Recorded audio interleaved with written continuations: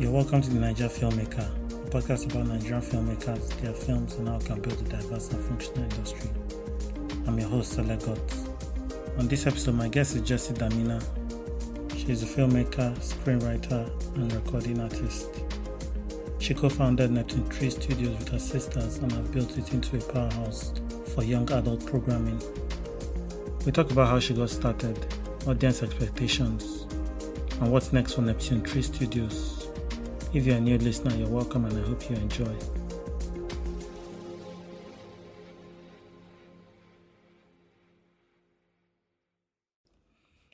Hi Jesi, you're welcome to the Naija Filmmaker. Hi, thank you for having me. I'm glad to be here. Nice to have you. Okay, so can you introduce yourself in your own words? Okay. Hi, everyone listening. My name is Jesi Damina, and I am a filmmaker. Basically, I screenwrite, I produce, I'm the co-founder of a production company called Neptune Studios. So I am also a business owner, and it's just an interesting combination of ventures, I would say, but it all ties nicely together, thankfully. But I think the word that would describe me best overall is a creative, because I believe as a creative, we end up facing all these aspects of life, business development, and our passions as well. So, yes, I'd say I'm a creative. Okay, that's great.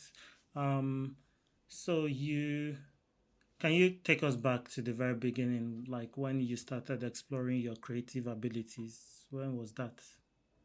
Okay. Yeah, sure. Well, this all started, I would say, when I was a toddler. And I remember that my initial interests were in the arts, writing, singing, telling stories. I remember very distinctly my sister and I, my older sister Jemima, who is Yeah. also a co-founder at Neptune 3, when we would be bored, she would ask me to tell her a story, and I would just start weaving the most ridiculous thing that I could come up with in the moment. And I would just tell her this fantastical tale of once upon a time there was a prince and a princess. And I would just weave this story for her. And this happened all the time. Sometimes my mom would come in the room and say, "Go to bed, people are still making noise." And that was my first connection to storytelling. I'm not sure where I got it from because it wasn't Yeah. exactly a habit that my parents had developed with us, but I just know that it was soothing for both me, the storyteller, and her, the story listener, to experience that world of stories. So that's my earliest memory on where we started and how I got into this creative field. But growing up as well, from just storytelling, I would also write songs.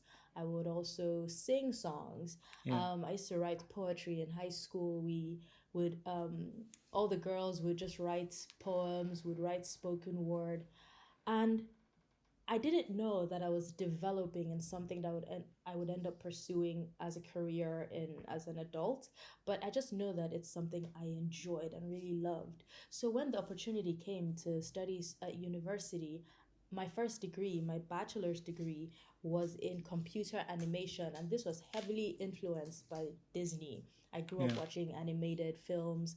I was in love with just how the characters moved, how they talked, how you could create anything in animation. There was no limitations.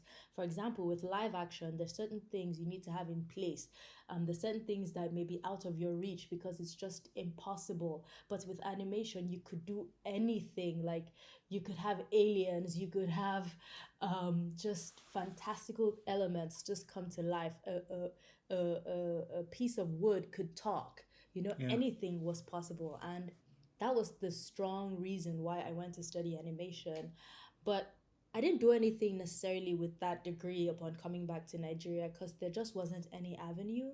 So I was like, Yeah. okay, what can I immediately do as a creative with my creative talent? So I went for my master's degree while I was doing NYSC. It was an online degree at the same school, Full Sail University, and I studied creative writing. And this just unlocked that world for me because before I even finished that degree, I remember writing a short film called Presentation. It's still on YouTube somewhere on my sister's YouTube channel. Yeah. And that was my first time writing a script and making a film out of it. Presentation ended up being this just situational comedy of sorts. And it was fun. I loved it. So when we were bored at home and my sister was like, okay, we need to make something, we made another short film called New Girl, and that's the start of Neptune 3 Studios' entire journey. Yeah. I know that I talk about this origin story a lot, especially around the parts where my mom was telling us we don't need to reach out of where we are to create, because we desperately wanted to go to Lagos because we felt that's where the industry was. And she was Mm. like, right here, right now, where you are, you have the tools, you have the story, you have everything you need to put this film together. Why don't you guys do like a DIY thing and make your own film? And that's how Neptune 3 Studios actually started. And it's amazing how far we've come since then, because from New Girl, the audience wanted a series. So we made a series out of it called Best Friends in the World. And then we made 2 seasons of that. And then from there, we made another series called Table for Two. This was during the pandemic, so it was this very limited, restricted series with just like 2 to 3 main characters, Yeah. and it was like a 10 episode series. And that was toward the tail end of the pandemic, but we desperately wanted to create, so we ended up making that. And after that, we made a short film called First Day, but we didn't release that till recently. But that film was probably shot 2 3 years ago. And then after that, we made a film called Guli. And then after that, presently, we have a series called Fashion Girl. And that's just been the journey. It's a constant desire to create and doing our best to execute. Yeah. Yeah. Nice and very detailed. So I wanted to ask, you talked about your mom encouraging you to, yeah, create from where you are. That was, Yeah. I guess, Uyo Akwa Ibom. Yes. What did that environment do for you that kind of, I guess, propelled you and Hmm. helped you kind of grow You to know, the the level great you're thing at? about Okay, you know the great thing about being young and being inexperienced slash novice is you don't know what your limitations are. Yeah. When we were in Uyo, we hadn't had any real world experience exactly of the Nigerian film industry. And when we were in school, though, there was a lot of real world experience of what Hollywood was like, making films in Hollywood was like. But somehow, coming to Nigeria, we understood that we needed to ditch our expectations and set up a system that would work for us. So, Yeah. in setting up our own system, it was a lot of trial and error, but somehow it didn't feel like a limitation because it felt like we were building our own thing, right? So being in a place like Uyo, there wasn't a lot of access to resources, to actors, to crew members, to just some of the things that would have made it easier. But what it caused us to do was to invent our own systems, train our friends, train our family, ask for help from family members, from well wishers in terms of location, in terms of just whatever they could offer us. And it Yeah. really helped that our parents were very supportive because they offered up anything that we asked for. And that was really the backbone, I would say, the the the foundation of all the stuff that we made in Uyo, because that kind of support system, it wasn't all rosy. There were a lot of times we wanted to give up because things weren't perfect, or because we were just drowning under the weight of what we were building. But Mm. having a support system, parents that didn't let us quit, because I remember I would come to my dad and say, Dad, I'm not doing this again. This is the last day I will touch a camera. I'm not going back to set. He was like, no, they don't quit like that. People don't quit like that. You know what, take a break. It's okay to take a break, catch your breath, eat something nice, just rest for today. Don't go back to sets today, but rest. And by the time I would rest and just do something that I enjoyed, I was ready to go back to set, because when you love something, you can't really stay away from it. So I ended up learning how to take breaks and regulate, and Yeah. same for my sisters as well. It just ended up teaching us how to make our own systems, number one, and number two, how to regulate ourselves as emerging business owners, as emerging creatives. And I would say that that's so, looking at it now, I don't think I could be in that situation anymore. But that's just the, I would say, curse of knowledge and of experiencing something different. But back then, it was a perfect situation for us as fresh and new voices in the space. Okay. You talked about almost, I mean, getting fed up and quitting in some instances, and I guess something that a lot of creatives face is burnout. What were some Mm. of those kind of scenarios that pushed you to that space that you wanted to kind of, let's say, quit or take a break? Yeah. Yeah, absolutely. This is something that all creatives face and will face if you haven't faced it yet.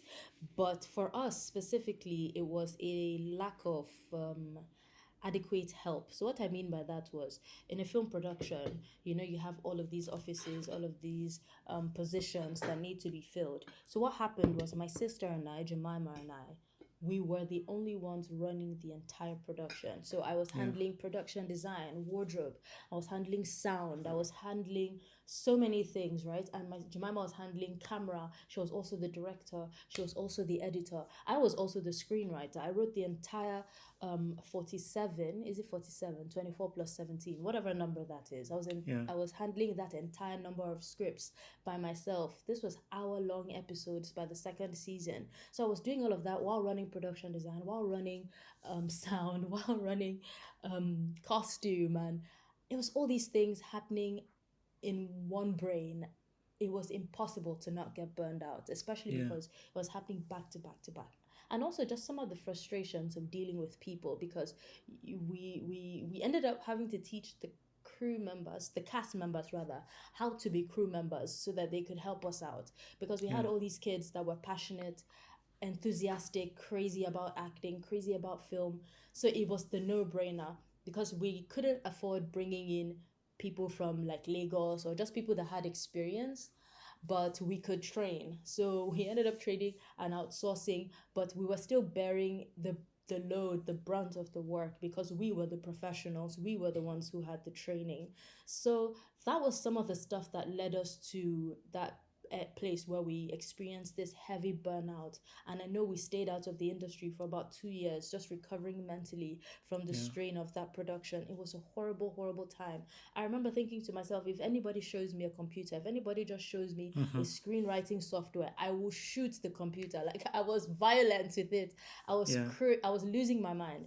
And I know that that's a point that, whatever aspect of the creative field that a creative may be in, that's burnout, that extreme fatigue, or just mental fatigue. It will definitely come, but knowing that it will come is half of the, you've already solved half of the problem, right? Expecting it helps you prepare for it. When it happened to me, I didn't know what it was. I had to learn in the process what burnout was. And I had to learn, okay, this is what's great for me, this is what's not good for me. When I go back into production, this is how I have to manage my time and my well being so that I don't experience this again, right? I had to learn while it was happening. But a creative listening right now might be able to do better or experience it better or handle it better than I did, because you prepare for it.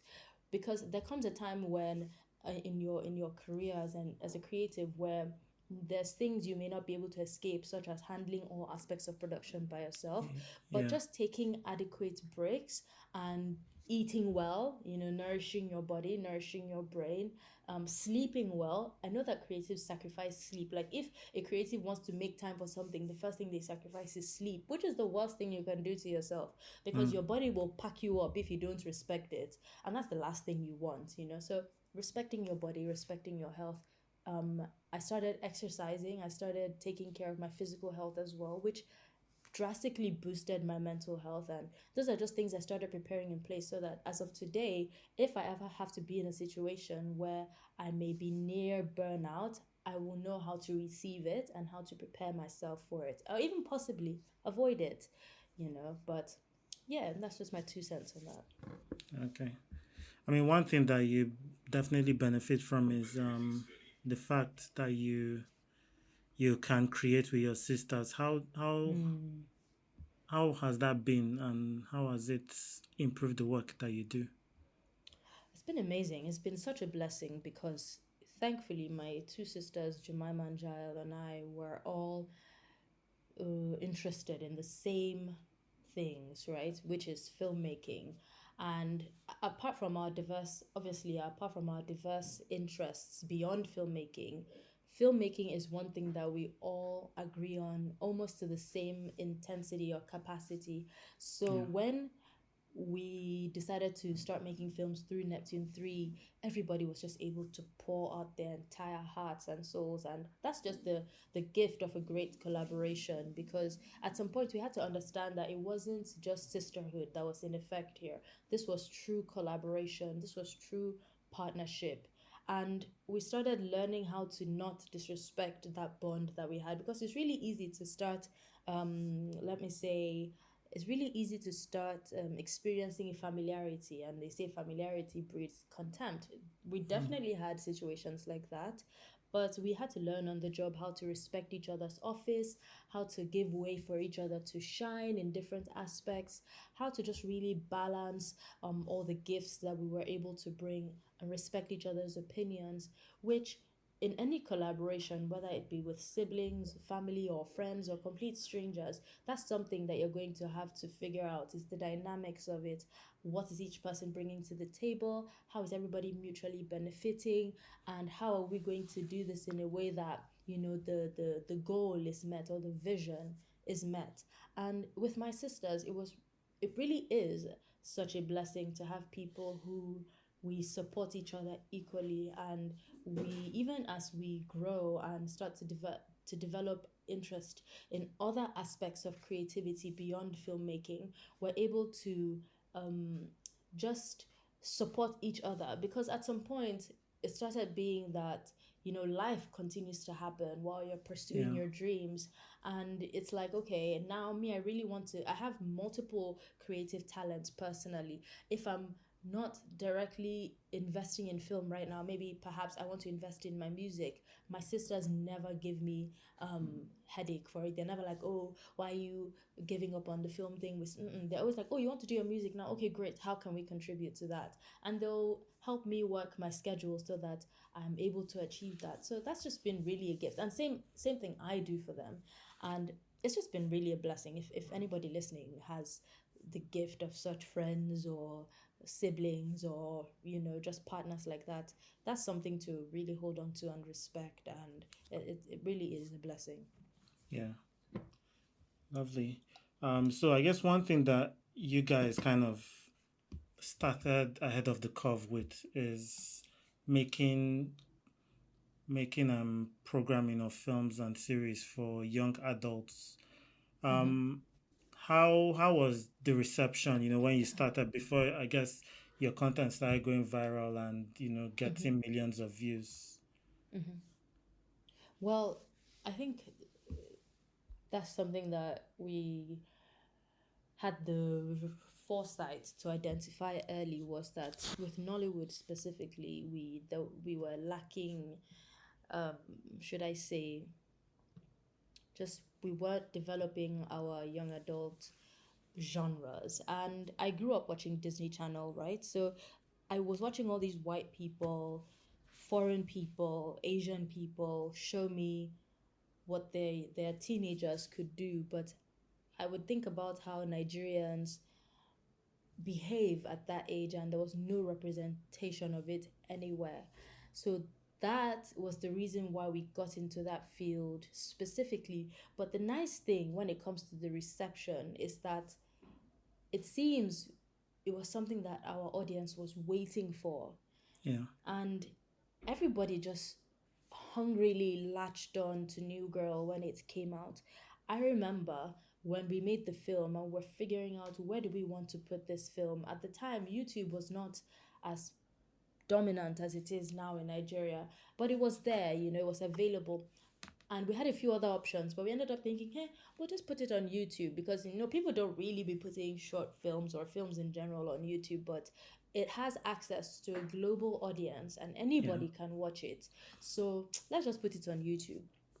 So we ended up putting it on YouTube, And within like 3 days, it had 1,000 views. That Oh, number, 1,000, was so scary for us. I almost lost my mind. I almost deleted the channel because I was like, why are so many people watching this thing that I don't even know? It's not even that great, right? It has so yeah, many mistakes. I was just trying to experiment. I just wanted to know, have some feedback, right? Not this many eyes on this yeah, project. But then it was beyond our control at that point, and a lot of the comments were constructive. A lot of people were so kind, telling us what we could do better. A lot of people had had praise for us. They commended the effort, they enjoyed the film, they wanted more. And at some point it was overwhelmingly just bring more, we want some more, why don't you guys make this a series, make it a series. So from the jump, it was well received and everybody was eating it up. At least everybody that came across it. Of course, there was negative comments, yeah, but I don't care about. I don't ever dwell on the noise. All that is just noise. I listen to the constructive criticism as well as the encouragement, because at the end of the day, the goal is to keep creating. yeah, So which is what we did. And from that first, in 3 months, I believe it was 3 months or 1 month, just some number like that, between 1 and 3 months, that first episode had hit 1 million views, and we had like 20,000 subscribers. I remember one specific comment on that video was like, how do you people have one video with 20,000 subscribers? And I was like, I didn't know YouTube very well at the time, so the comparison the person was trying to make didn't make much sense to me. Like, it didn't, I didn't understand the magnitude of what we'd done. yeah, But as time went by, and as more creators started coming to that space, and I also started discovering other filmmakers on YouTube, I was like, oh, yeah, what we did really was a big deal. And I guess there was an audience just waiting for this kind of stuff. And I was really glad that we exploited that opportunity as well as we did, and continue to exploit, because till date I believe that that's a sector that needs a lot of shaping and a lot of influencing, because the Nigeria is predominantly a youth um, demographic. So yeah, I'm glad that we're playing into it and more people are discovering it. yeah, definitely. Um, so like currently with, I guess, your subscribers and people that watch your stuff, what's Mhm. the split between the Nigerian audience and non-Nigerian audience? Hmm. It is a predominantly African audience, I would say. The split would be 70-30. Yeah, So when I say 70, that's more Africa, even though Nigeria is our biggest demographic, but it's a 70-30 type of splits. mm, And the 30 would be the rest of the world, you yeah. know. Okay, and it seems like you've always kind of factored in your audience, taking the constructive criticisms from the first video you ever dropped. How do Yeah. you strike a balance with, telling the stories you want to tell and also meeting audience expectations? How do you strike that balance? That's a great question, because sometimes I see it as a business versus creator decision, right? When you're dealing with an audience that wants something, and you're dealing with being a creative, it's like, oh, but I want to do what I want, but I want my audience to be happy. Yeah, I tend to see it now more as, okay, as a business owner, I'm feeding a certain customer base, and I want those people to be satisfied and happy. So for example, if Coca-Cola has like three flavors and everybody loves maybe the vanilla flavor, and then vanilla, and then Coca-Cola keeps giving them strawberry, at some point they're going to look for somebody who's giving them vanilla and say, you know what, yeah, forget Coca-Cola. So I tend to see it like that. But as a creative, there's something your heart is always leading you toward, and I think it's about striking a balance. It's about, you can't really ditch one for the other. So what I tend to do, especially because I'm specifically a writer, so this directly affects me. There's certain stories I want to tell, and there's certain stories that my audience wants to see from my business. So if what I end up doing is sort of split it to satisfy the audience and satisfy myself, I give them what they want, but I also start to introduce them to the stuff that I like, so that Yeah. at some point it's a diversified audience beyond just the ones who, for example, only want to watch high school love stories. So I've given them what they want, but I also start to draw new audiences by doing the stuff I love. Because the truth is, if you ignore what you want to do as a creative, you can end up, you can stop creating because it's no longer satisfactory for you, it's no longer satisfying, you're no Yeah. longer feeding that thing that drives you. So you have to find a balance that works for you. From a purely business standpoint, someone would say, oh, give the audience everything that they want, because sometimes they'll even tell you specifically in the comments, make this character do like this. Mm-hmm. And it's like, okay, but if I, you can't have them, they're not the puppet master and you're the Yeah. puppet. You kind of have to keep control of the situation. So it's just striking that balance. I still listen to my audience. I definitely want to give them what they want. But every once in a while, for example, if I put out 5 films in a year, I'll make sure that 3 of those are what the audience wants and 2 of them are experimental or what I specifically want, so that everybody's happy, at least to some degree. Yeah. And then, yeah, considering that you're one of the few creators kind of focusing on young adult content, why do you think, um, it's important to tell these stories about young people and their realities? I think it's important because this is the generation that shapes the future. And every time when this generation grows up, the next generation that experiences that fits that teen demographic are the ones you will need to pour into, because they're the ones that will grow up and shape policies, shape the future of art, of fashion, just influencing. It's a cycle, right? And it's a sort of like tuning in to that cycle at a vulnerable point so that you can influence it. So the big word here is influence. Yeah. I At Neptune 3, we are building a studio that is directly influencing what the future looks like. There's a lot of negativity in the world. There's a lot of, especially because of media and the internet, everybody knows what's going on everywhere. It's so depressing sometimes, but it's also Yeah. really inspiring because you can see some of the stuff that other people are doing across the world, right? And how young people react to this stuff is directly influenced by media. So at Neptune 3, we're strategically positioned to help shape how young people view all the stuff that's happening around them. Sometimes it's not even big stuff like wars or stuff that's happening across the world. Sometimes it's just stuff within their immediate environment, right? Maybe their first love, or maybe a family situation, maybe peer pressure, maybe exams, or just stuff that they're dealing with, which forms their entire world. To Yeah. them, that's the most important thing that could possibly be happening anywhere.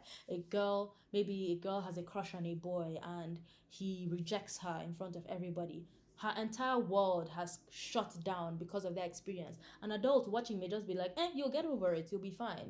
But to Mm-hmm. her, her entire world is over, right? So making films that this demographic can relate to is directly influencing and shaping how they react to some of these world changing experiences that they have.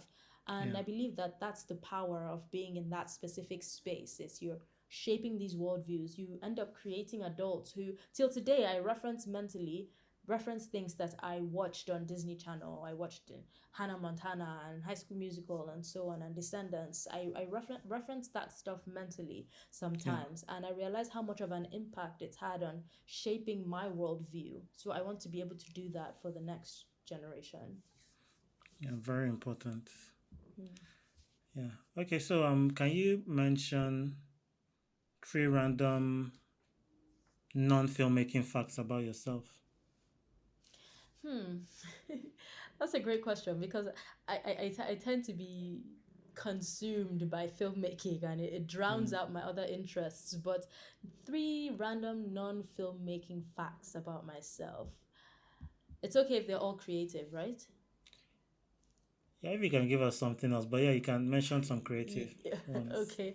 Okay, one major thing for me would be I'm a singer-songwriter. So that's the Okay. first creative venture I entered before filmmaking. So it's sort of a very big deal for me till date. I love to play guitar. I love to write songs.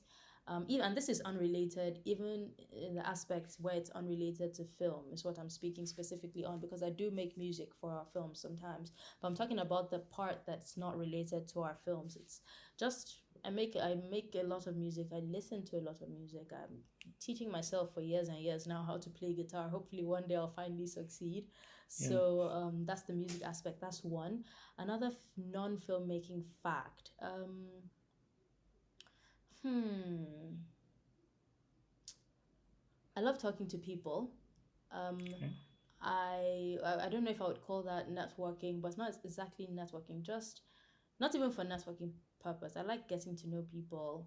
I like community based interactions where it's like a group of people hanging out doing something that we all love collectively. I like hanging out with friends and Yeah. meeting new people sometimes, you know. Yeah, I'm very much an introvert, yes, so sometimes my bandwidth is not set up for those sort of interactions long term, but I really feel refueled and recharged in the right friendship situations. They Yeah. really energize me. So I like hanging out with my people, I would say. Something else. I love to travel.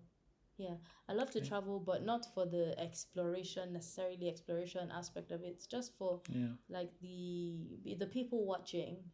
I like the people watching in different parts of the world. I see how other people and cultures interact and just what they consider to be normal that may be weird to me, and just getting to know people across the world through travel. Yeah, I don't know if, Nice. if Nice. those count, but that's it. Yeah. I mean, that's. I was about to ask you what type of traveler you are, but you've answered it. Yes. Yeah. Okay. So let's get into your process. Okay. So for you, like as a writer, Mm-hmm. what's where do you start from? Do you start from characters, theme, the visuals? How do you kind of, I guess, how is your writing process informed? Where does it Mm-hmm. start from? Okay. As a writer, there's two ways that ideas come to me. There's one where I actively seek ideas, and there's one where ideas just come to me. And what I mean by come to me is something sparks an idea. So I'll start with where the ideas come to me, right? So this is my favorite type of story. This is my favorite like story development basis or foundation where Yeah. something in the real world sparks a story idea or directly becomes a story idea for me. And this happens quite often for me, which is great because, like I said, it's my favorite way to start. But I'll just be going about my day and I've sort of trained my eye to notice things or interactions or reactions, just human behavior. And I'll go with that idea and I'll go sit down with it. I have this notes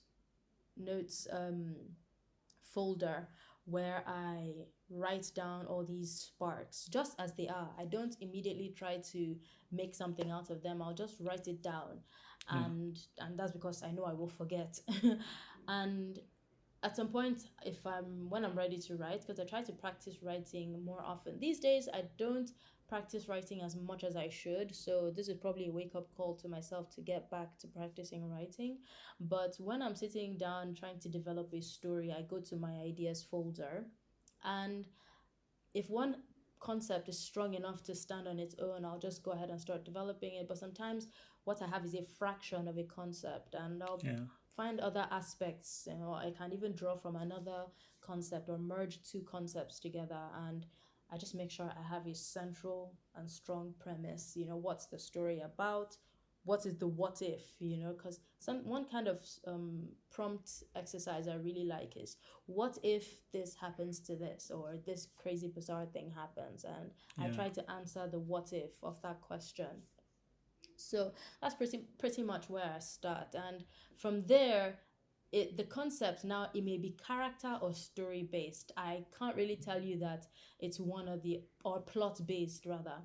I can't really tell you that it's always character or always plot, but I tend to find out, I've come to find out that I tend to really enjoy character versus plot driven stories. I love Yeah. character driven stories. I know that my audience, and this is probably the strength of Neptune 3, is that our audience end up loving these characters even beyond the situations that they find themselves, so that when that character just appears on screen, it's like they're satisfied. They haven't even done anything yet, but the fact that the character exists, they're happy about that. So that's ended up working for us. But so even though I have a plot, when I draw from my concepts notebook and what I have is a plot, I end up developing a strong character that drives that plot, because I've come to realize I really love protagonists that take charge, Yeah. active protagonists. In fact, that's the best kind of protagonist, where the protagonist is the one creating their life, not reacting to what life is throwing at them.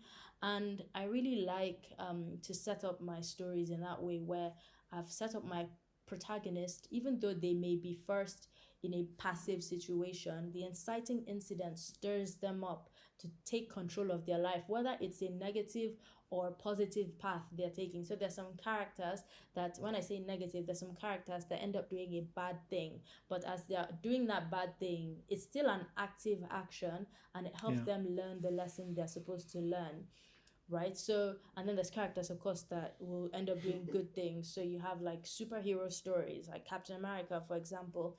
With Captain America, after he was given the opportunity to become a super soldier, he ended up being a force from, he had always had a very strong moral worldview, so he Yeah. was a force for good from the beginning. But then you have anti-heroes, and I'm really starting to love anti-heroes more and more. For example, who would be a great anti-hero? For example, the Wolverine. From my examples, you can tell that I really love superhero films. For example, Wolverine. From the X-Men films, he's not exactly morally upright, but he and he's a bit of a chaos causer, but he, in a pinch, you'll see maybe some good will come out of him, but on his own, unprovoked, he ends up just being this chaotic, rather pessimistic slash sarcastic guy, and he's a bit of a loner, doesn't really want much to do with the world.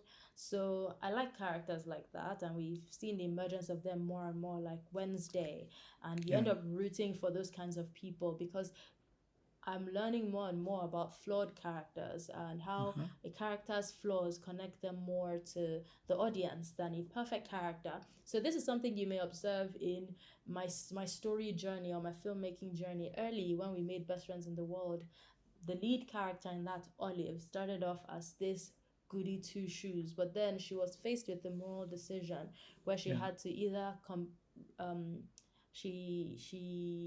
her friendship was threatened, so she ended up putting an innocent person in trouble. And at the end of the day, it was like she had to face the consequences of her actions, or just let herself become the villain by not speaking up. And at that point, I realized that, wow, even a good person can make a bad decision. And Yeah. once, as a storyteller, if you real it's not about if the character is good from the jump or bad from the jump. It's about the decisions and choices they have to make. You have to put them in these really, really tough situations, and only two choices or only one choice can be made. In fact, sometimes they have, quote unquote, no choice, right? Those are the most interesting films to watch, where the character is pushed to the edge of their seat, and the only other option is to fall off. And if they fall off, what then happens? There's a book I've read on screenwriting that talks about how you need to take all the options away from your character till they're left with nothing. And in that moment is where you see the strength of the human spirit and what a human being can invent in order to survive. And I think those are the most interesting kinds of stories to watch or to tell. And they end up being the sort of stories that I tend to write, or I'm trying more and more to write. It's just reflecting the human spirit and how human beings just really behave and think and act. Yeah. And that's just a bit of my process, how it all starts for me. But at that point, from the point where I've determined my character and my plot to some extent, at that point the story just takes on a life of its own, and I try to go with where the story is taking me. But that's when I have creative freedom. Sometimes I'm working with stricter parameters, which of course I must then work within those parameters. Yeah. Okay. I mean, you talked about getting burnt out, and I guess something that helps every creative is giving the material time to breathe. And what Mm. have you learned that time does to your stories? Oh, you absolutely, that's great, because you absolutely need time. Yeah. Absolutely need time. What time does is give you perspective, gives you fresh eyes. Initially, I didn't used to understand the point of time. I used to think that I've written a perfect and great story. What am I giving it time for? Till Yeah. one time, I was stuck with a project. I didn't know how to proceed. And I just was like, you know what, I'm leaving this. I went and got immersed in something else. And I came back like 3 months later. And I was reading through it, and I had mixed emotions. One half of my emotions was, wow, I really have some great instincts. I really love how I wrote this stuff. But the other half was like, wow, why did I do that? Or why did the Mm. character do that? That's not a great. And I see now why I'm stuck, and I don't know where I'm going with this story, right? So it gives you perspective, and it gives you fresh eyes, because sometimes you write yourself, even if it's not writing, you can work yourself into a corner, and you've kind of had tunnel vision. But Yeah. giving the project time to breathe also gives your brain a chance to branch out in new avenues, to learn something new. And when you come back, you can apply that something new to this project that's just stressing you out. So, yes, when you're burnt out, giving it time to breathe is a great tactic to reignite your passion or your strength for that project. And sometimes Yeah. it may not burnout may not the response to burnout, when you take time, may not always be, oh, to come back and refresh the project, but you may need to scrap the project. You may find that you may need to, in school, when I was in school, my professor told me you need to be able to kill your darlings Mm. and kill your babies. Basically, get rid of everything that doesn't serve your story ruthlessly. Get rid of everything that's standing in the way of your project. For example, if you're making a film and you have this very specific vision, you want it to be like Martin Scorsese, or you want it to be like just somebody you really idolize. Sometimes you need to let go of those expectations and let the project be what it needs to be. And that's what time does for you. It just allows you to just have fresh perspective, you know. Yeah. Okay.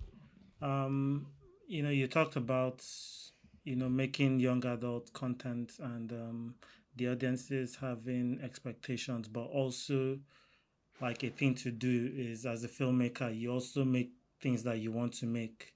And for you, what kind of stories beyond young adult contents are you working on? Are you looking to work on in the future?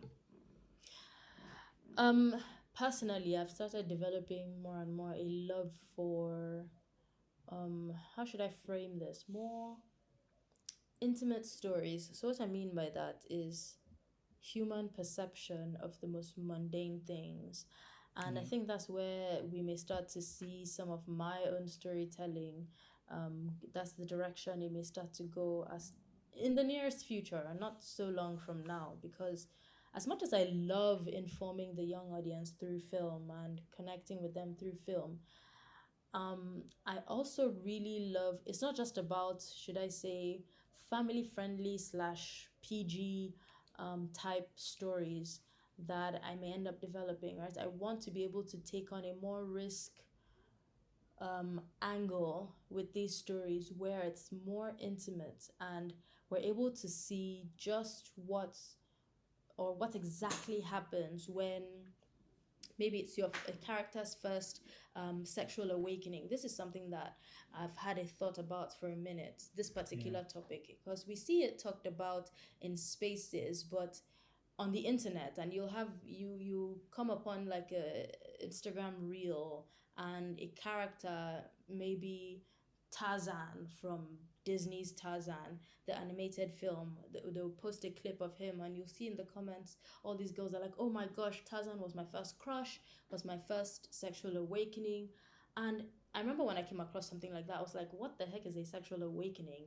There's something like that that exists, you know? Yeah. And this is just stuff that to the average person in an average conversation may seem sort of like out there, but it's really normal that you come to realize that there's so many people who just subdue these aspects of their lives or these perspectives just because it's not exactly our it doesn't exactly fit our definition of what's family friendly, but I dare say it's even more family friendly than a lot of other things that we tend to focus on, right? Talking Yeah. about so that it presents parents the opportunity to talk about these things that their teenagers are definitely going through.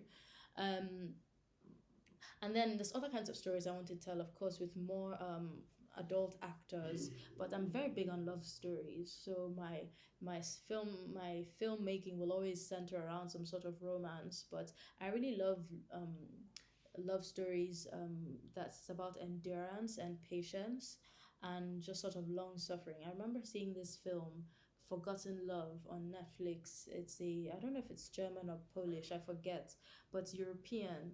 And it was really amazing just how they took their time establishing the world of this doctor who Yeah. ends up losing his memory. And then in the time when he lost his memory, his wife had run away with someone else and he had lost contact with his daughter.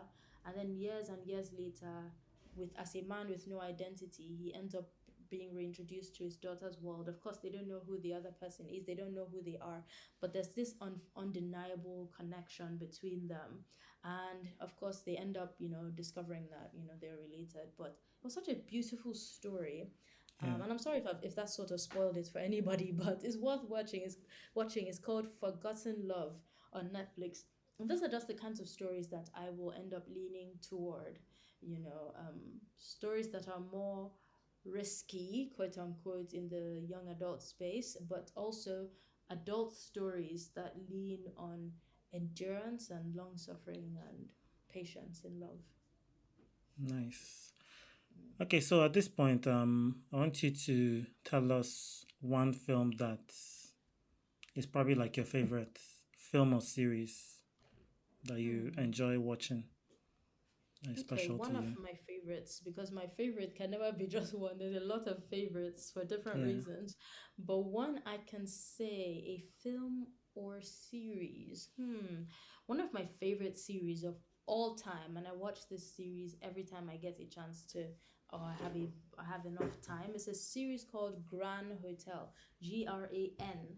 It's a Spanish Okay. series. It's telenovela of sorts. I say of sorts because it's not as long as your traditional telenovela, but it's Mm. also um, it's Spanish, so it's really heavy on the melodrama. Um, it's called Grand Hotel, and I think there was a time it was on Netflix. I don't know where you'd be able to find it now, but it's really just amazing characters, amazing story development, very satisfying ending, very memorable characters that stay with you till today. After I saw it the first time with my family, we still reference those characters in our everyday lives. It was hilarious. It had action, romance, just all these aspects going on. It just really served a full meal. And I think about it often, actually, and I challenge myself mentally all the time to do something like that at some point in my career. But it's a Yeah. really, I think it had 3 seasons or 6 seasons. I actually forget all the particulars, but it's definitely worth a watch. Grand Hotel. Okay. Thank you. Okay, so you and your sisters created your system with Neptune 3 studios, and you have created mostly for YouTube. Can Mm-hmm. you talk a bit more about your, would I say, interactions or limited interactions with the wider Nigerian film industry? Hmm. Yeah, sure. Honestly, it's ended up being like this because of how we started. We didn't have a traditional start in Nollywood where you get to work with EPs and work with just other established voices at some point, or at least get a chance to grow up the ladder, because we ended up being completely independent out of the um, out of the center of the industry, which was Lagos, or is Lagos as of now. And Yeah. we were completely isolated. But at the end of the day, um, in the past couple years, we've managed to just really explore more of Nollywood itself and see that we are an arm or a branch of Nollywood. We are in Nollywood, but it's just a division that is still developing. Yeah. And I've looked for many times. I've looked for ways to integrate Neptune 3 with traditional Nollywood to be able to work with other just known or established houses or people in Nollywood, but because of how drastically different our goals are when it comes to filmmaking, the best it's ever been able to become is just acquaintanceship or friendship, not particularly collaboration Yeah. yet. But I see that with the emergence of a lot of Nollywood titles on YouTube, which is our domain, we're starting to see more common ground or opportunities for collaboration because Mm. at some point we will end up intersecting, hopefully. At the end of the day, a studio like Neptune 3 only serves to expand or to add to the interpretation of what Nollywood means, because Nollywood is not just one genre of films, Yeah. family movies or drama, or it's just not one definition. So we're adding to it, hopefully, and we continue to look out for opportunities for collaboration because that's the only way that the entire industry grows. Um, and yeah, so a lot of people have asked me from time to time that why do you guys separate yourselves or keep yourselves separate from Nollywood? And I correct them that we're not keeping separate. It's like you're drawing a line and somebody's coming from one end and another person's coming from the other end. And at some points you'll meet in the middle. So Yeah. that's kind of what we're doing, is drawing the line from the other end so that we meet in the middle. Okay. All right. So, what would you say is a lesson that you have learned on your filmmaking journey that still guides you today? Hmm. A lesson I've learned on my journey that still guides me. I would say it's don't let anything stop you from doing. Mm. Over the years, there have been multiple excuses I could have come up with that would get in the way of making the film or writing the script or, you know, just continuing to experiment in the space. And a lot of them are valid. I wouldn't say that you should ignore that inner witness or the circumstances, but I will say that you should solve those problems. Don't let them stop you from executing, Yeah. because one thing is I I wouldn't call this a regret, but at the time during my burnout, I wish I had found the least possible way to continue to do rather than staying away completely. Yeah. Because the more you do, the more you grow, the more opportunities come to you, the more you learn, the more you become capable and you grow confidence. And there's just no other way to gain any of those things except by doing. So even if all you have is a phone and a friend, then work with that. That Yeah. cannot be an excuse or a limitation. It is an avenue.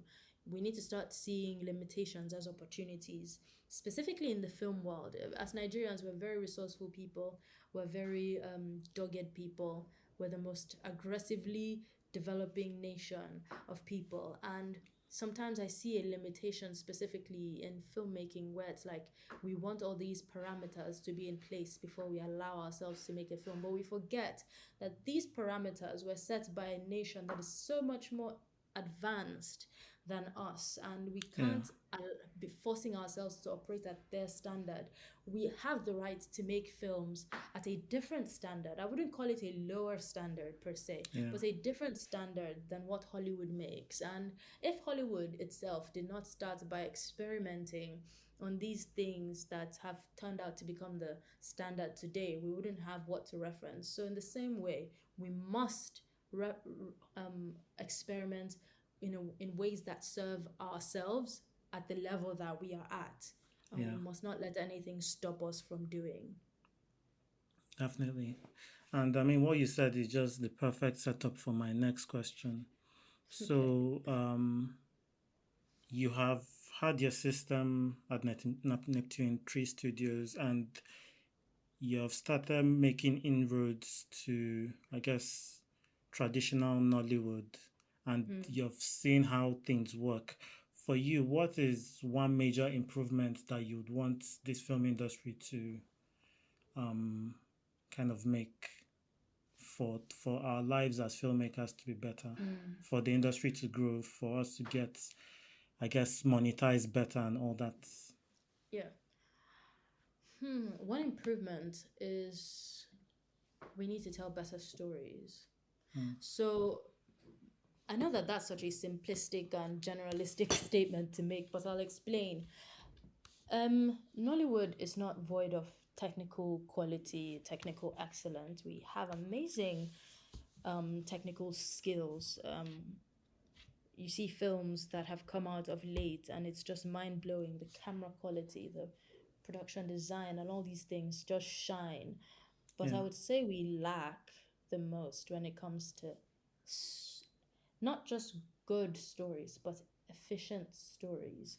Mm, And what I mean by that is stories that hit all the pleasure centers that the viewer is expecting. Because people come to watch films for entertainment primarily.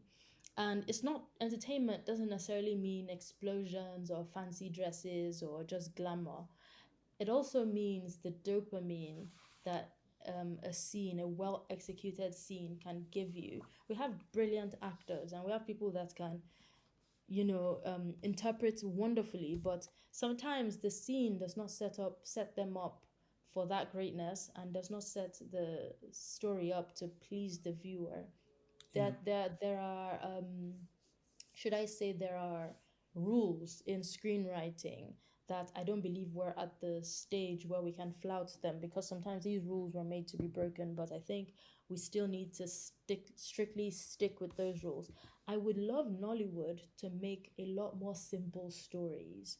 Mm, Simple but well written. Everyday stories about, I'm big on love, so I'll say about love, but a well executed love story. I would love Nollywood to write stories about um, just day to day challenges, experiences with family, just things that don't require much technical know how, but sometimes that's where the difficulty is. It's just, I don't have anything that can cover up. I'm only left with a good script and actors, because sometimes people may tend to hide behind big shootout scenes or um just big things that cover up for a week, or they think will cover up for a weak story, but a weak story always stands out, unfortunately. So yeah. more investment in telling good stories. There's great storytellers out there in Nigeria, in the Nollywood space, but I think it's maybe not enough development time. Maybe producers are shortening the turnaround time. I don't think people have enough time to write the story and come back, reinspect it, in be able to use a year to properly develop a story. I know that some writers are turning over their scripts in 3 weeks. That's Mm, crazy.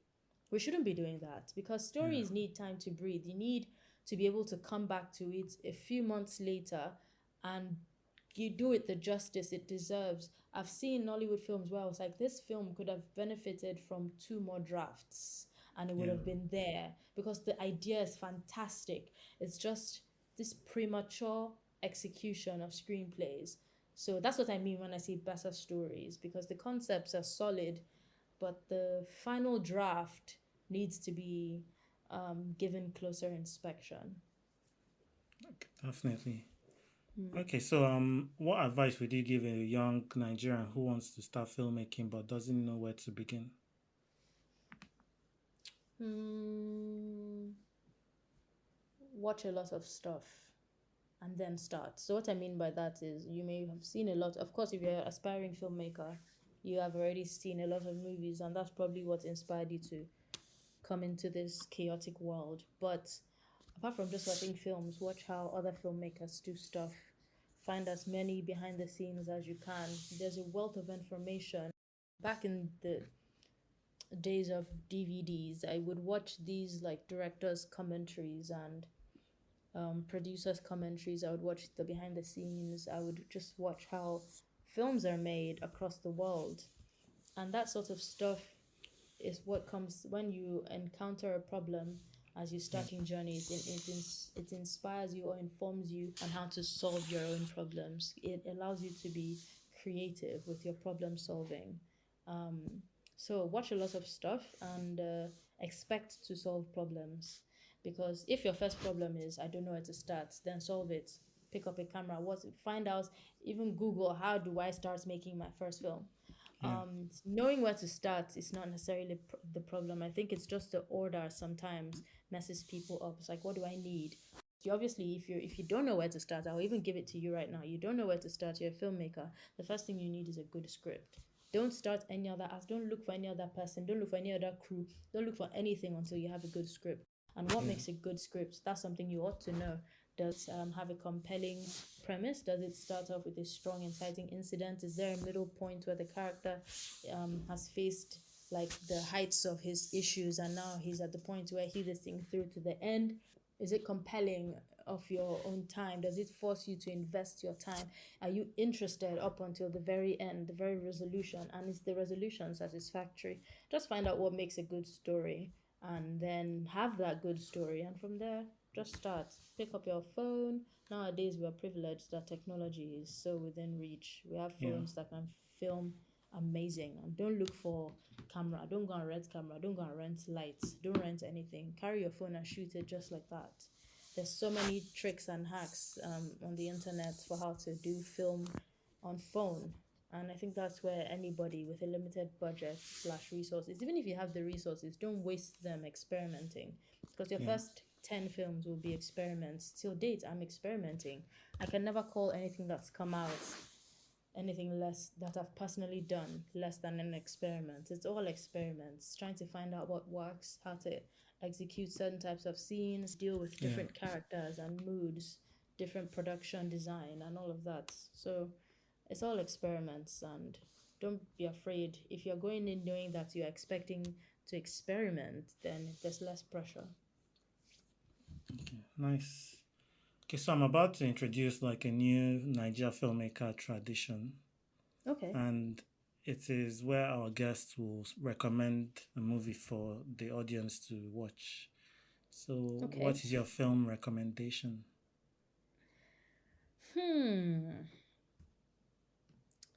My film recommendation for today, because it may be something else another day. Let me see Yeah. what's happy in my heart right now. I would say my mind is taking me to my childhood, so I'll just go on a whim and say The Parent Trap. The Okay. Parent Trap 2000, and when did that film come out? There's the one, the one with Lindsay Lohan, because there's Okay. two Parent Traps, if not more. Disney has made one back in the 90s, but the one with Lindsay Lohan, I love that film and I recommend it specifically because it has this really filmy look that's so nostalgic. You really Yeah. feel like you're in the middle of another world. It just has this comforting feeling. It's a comfort film. I love Yeah. the story. Lindsay Lohan was brilliant in it for I don't know how old she was, but she was pretty young.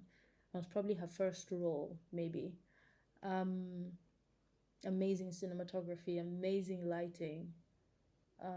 Dennis Quaid was in it. I forget the name of the actress in it. I think she's deceased.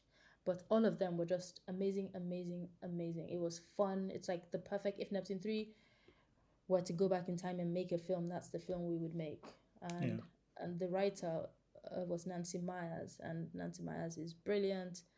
I just love the trajectory of her career from a film like Parent Trap. She also went on to make The Intern, which has Anne Hathaway and I don't know why his name is escaping me right now. This elderly man, I forget his name, which I shouldn't be forgetting his name. But anyway, Nancy Myers wrote it and she's brilliant. So The Parent Trap is my recommendation. Okay. Thank you very much. So what's next for you? What are you working on? I'm working on an anthology series actually. I'm in the middle of Nice. writing a bunch of films, short films. They're about 30 to 40 minutes. It's probably the next thing that will come out of Neptune 3. funny because I haven't even pitched it to my co-producers yet, but Yeah. it's definitely the thing I'm working on, and I know it's what we're going to make. It's our strong. So this is also a strategic decision that we're making, a business decision, not just a creative one. There's lots of limitations we experience as well, even as a studio that has come this far, and this is a strategic slash business decision so that it allows us to make films and also appease our audience because Yeah. they want a lot more from us, and sometimes the turnaround time on a series or a feature length is just too long. So with shorts we're able to just have the best of both worlds somewhat. So let's see how it goes. Like I said, constantly experimenting. So Yeah. yeah. Right. Definitely looking forward to it. Yeah. Thank you. And how can people basically keep up with your work? Where can they check for updates and all that? They can find us on YouTube. That's our primary base. YouTube at Neptune 3 Studios. We're a verified channel. And then you can also find us on social media, Instagram, Facebook. You can find me there, Jesi Damina. You can also find Neptune 3 Studios. I think once you just follow either of those accounts, you'll find the rest of us. But yeah, YouTube is our home base for now, Neptune 3 Studios. All right. Thank you, Jesi, for coming on the Nigerian Filmmaker. Thank you so much for having me. This was a great conversation. Yeah, it flowed perfectly. Like probably the best. Yeah, thanks. Thank you. Yeah. We have come to the end of this episode. Remember to rate and review the podcast. You can also follow me on Instagram, Facebook, and X at Sisterhood Film and the podcast at Naija Filmmaker. You can now support the podcast by clicking on the link in the show notes. See you on the next episode. Have a good one.